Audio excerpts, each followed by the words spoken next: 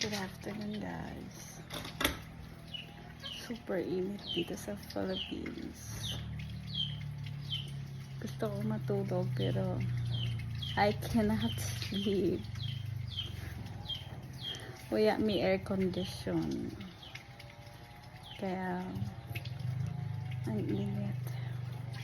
Ang hirap matulog. So, ang gagawin na lang natin mag-vlog. Pag nakarami tayo ng views, baka makabili tayo ng aircon. Hopefully, guys. Hopefully, sana makabili ako ng aircon. Dahil ang init ng panahon. Bala kong matulog ng saglit.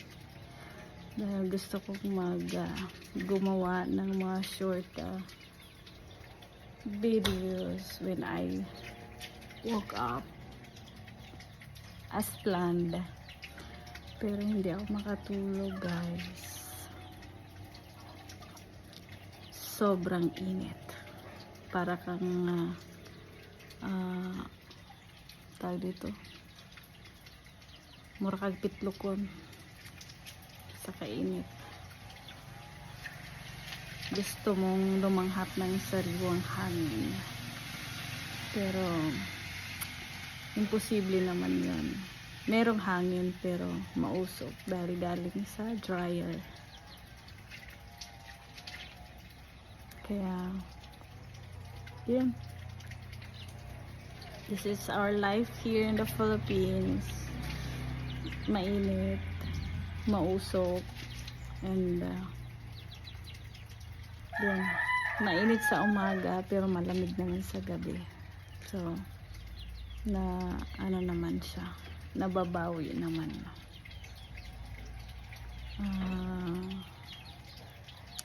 I'm thinking what to do for this afternoon.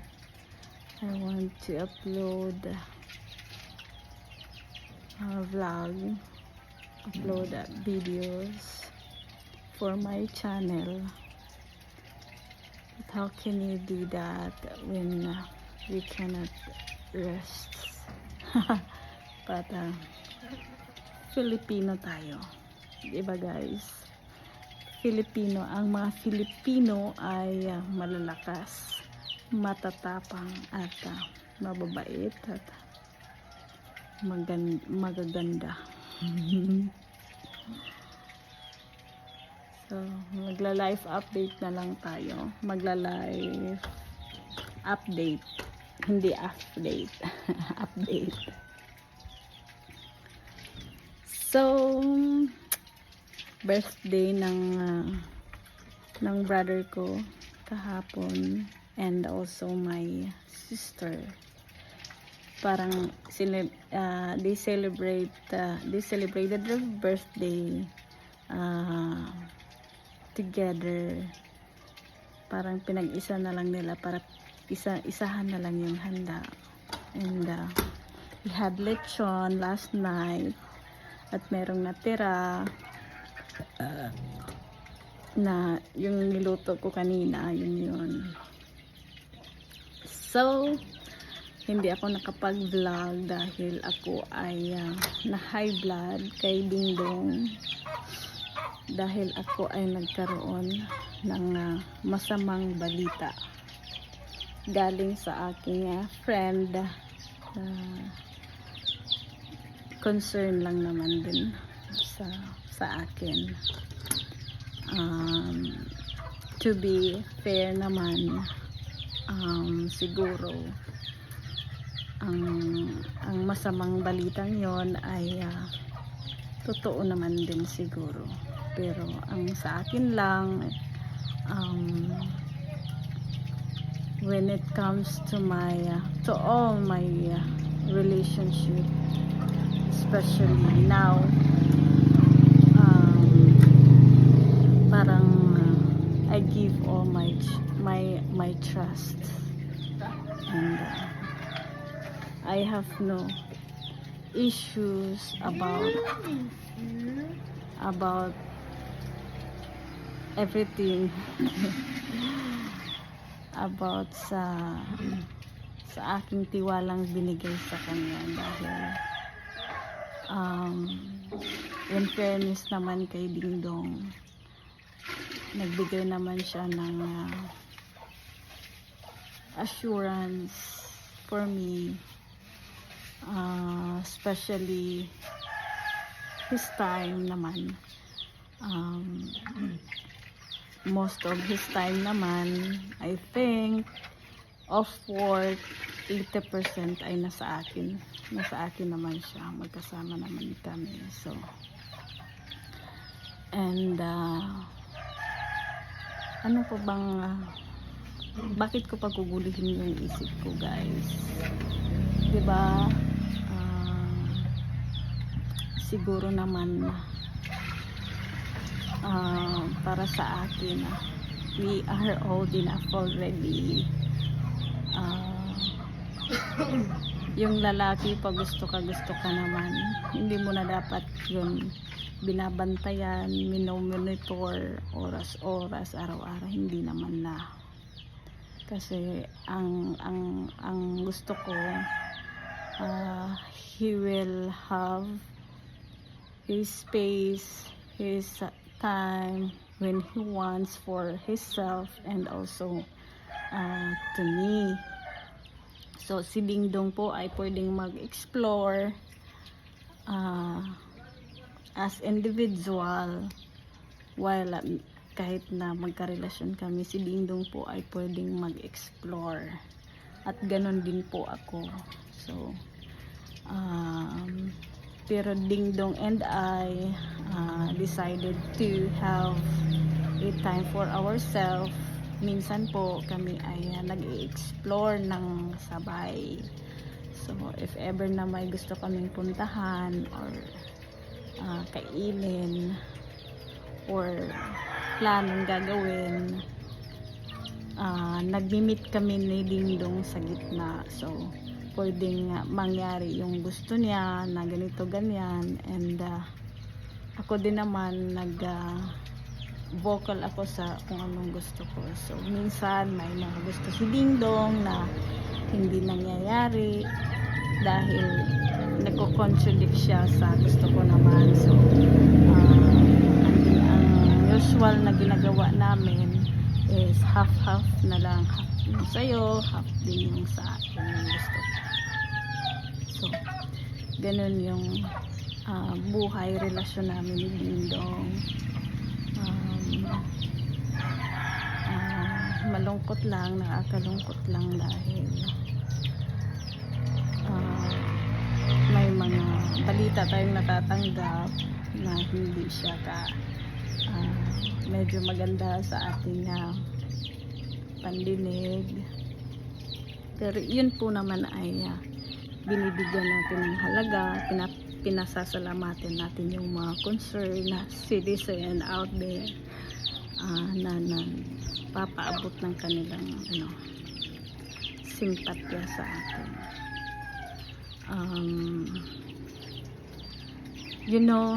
As for me, ang point ko naman doon is hindi pa rin naman nawawala yung pasasalamat dahil naging concerned kayo sa akin. Ang sa akin lang is I leave our relationship, I leave it all to God. Okay.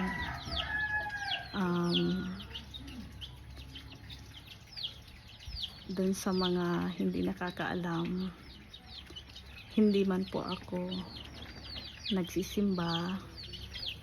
I may not go to the church every Sunday, but I believed in God with my whole life. Like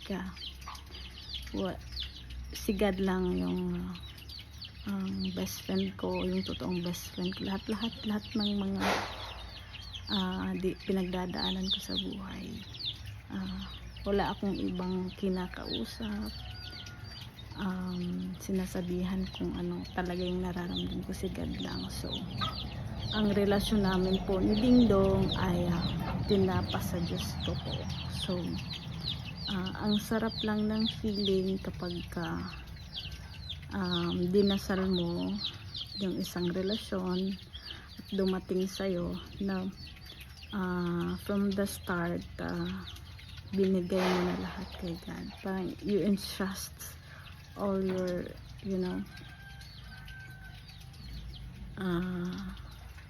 tiwala sa Panginoon. So, yun. Kaya wala akong takot, wala akong pagdududa sa aming relasyon. Yun, guys. Si Dingdong ay siguro magkakamali. It's his choice, guys.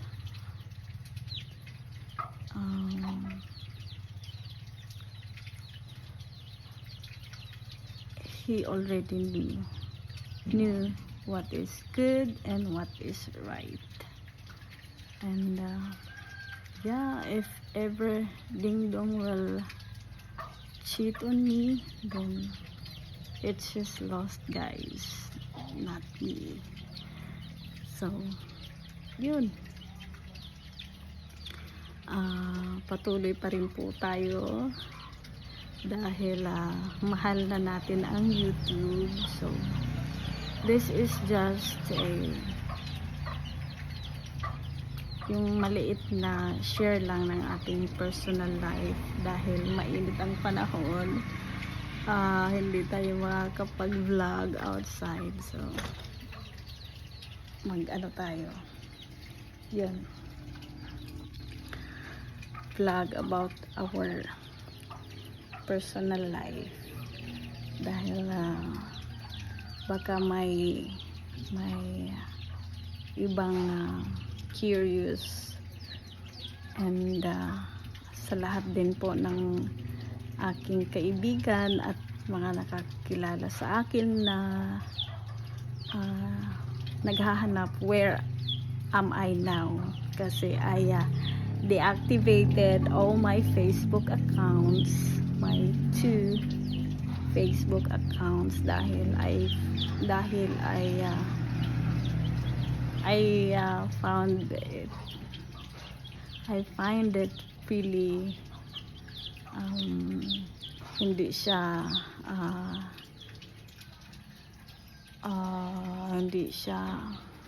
hindi na siya productive for me dahil gusto kong mag-vlog but I don't like,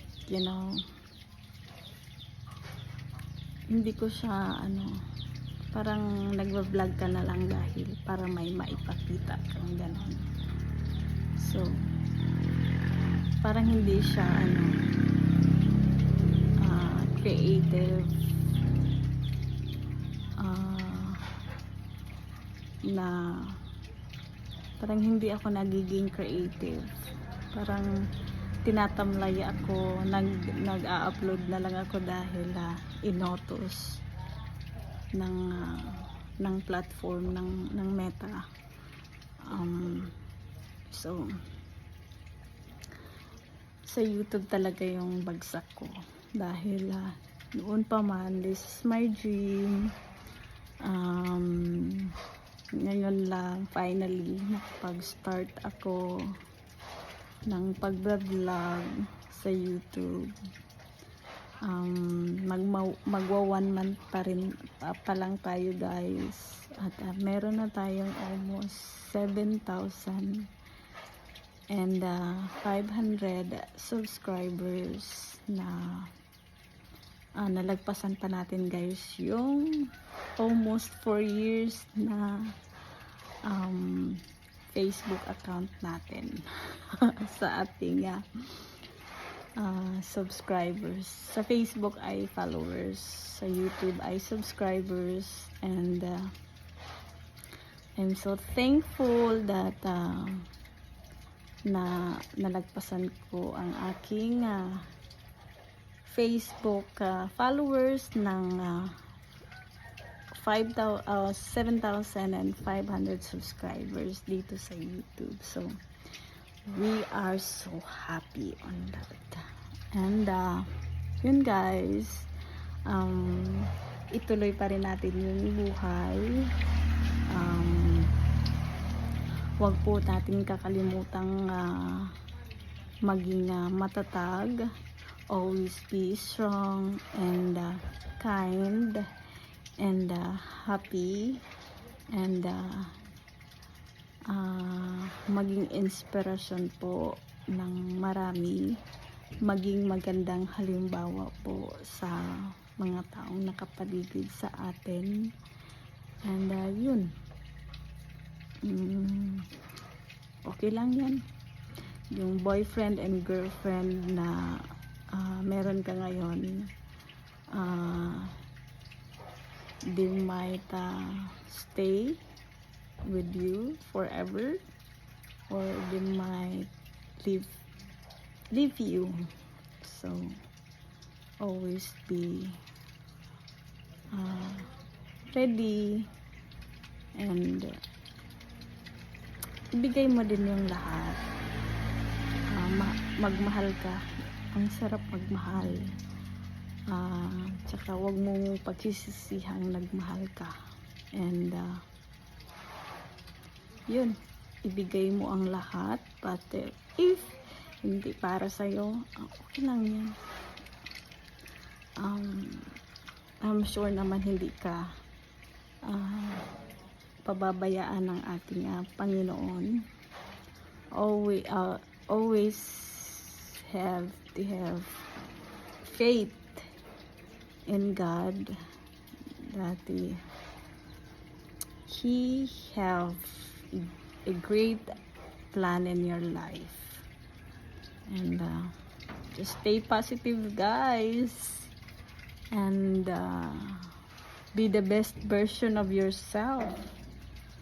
Always dapat ganon. And always try your best, always give your best, and be happy.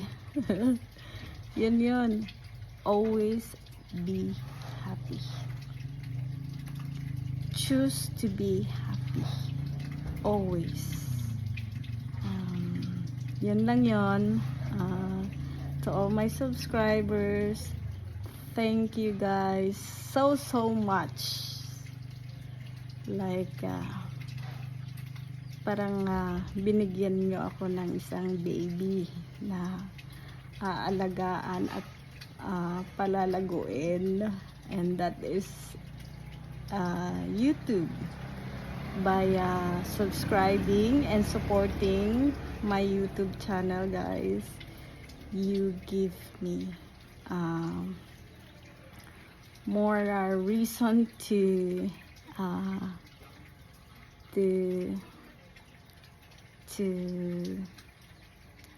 stay positive, stay happy, because I know you are there. And yeah, it gives me more work to do, because that's I love the most, yung babahagi ko yung aking creation. Yes. And thank you guys for subscribing me, and for those who are not subscribed me yet, please do subscribe. It's Charity Oduhan's channel, your local vlogger here in the Philippines. And also please click the notification bell for more videos. So guys, thank you all so much. Bye bye.